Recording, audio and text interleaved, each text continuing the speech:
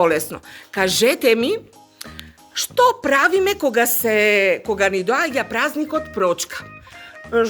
Што се случува? Каде одиме? Што подготвуваме? Одиме на гости.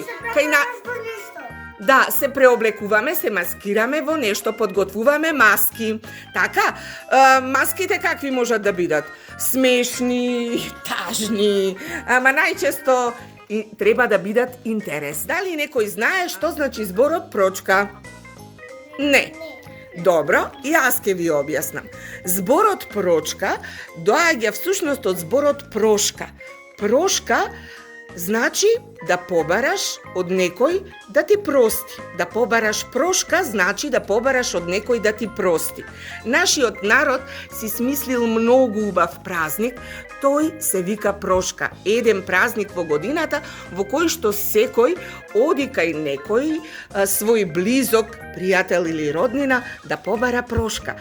Ако нешто му сгрешил, помалите децата одат кој родителите, помладите одат кај постарите, кај бабите и дедовците и така си бараат прошка. Денеска разбравме зашто се празнува и што значи зборот Прочка. Кој ќе ми кажи што значи зборот Прочка? Кажи.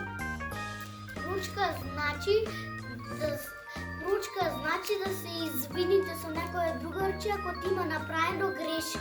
Дали само со другарче? Може и со големи, може Со возрастни, со родители, така? родители, да. Добро, како ми кажа ти преге Давид, што значи зборот Прошка? Да побараш? Да побараш некој да ти прости. Многу убаво. Да побараш некој да ти прости. А зошто ние го викаме Прочка?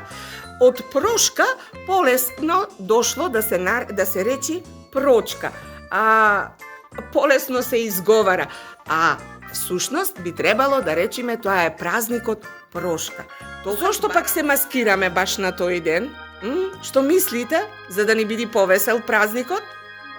Што мислите? Да, луѓето се маскираат, прават забави, интересни маски, за да се насмееме, да се расположиме, да се насмееме и да си го разубавиме овај празник. Полесно да се смириме. Браво, Јаков! И полесно да се смириме. Кога луѓето се расположени, тогаш полесно се смируваме, така? Браво, многу интересно размислување. Ти благодарам. Прочка може да биде во на различен датум, ама секогаш е во недела. Ете така, ме разбравте ли, деца? Да. Ви благодарам што бевте многу внимателни и внимателно ме слушавте. Сега забавата може и да продолжи, пак да полудуваме, а? Ајде.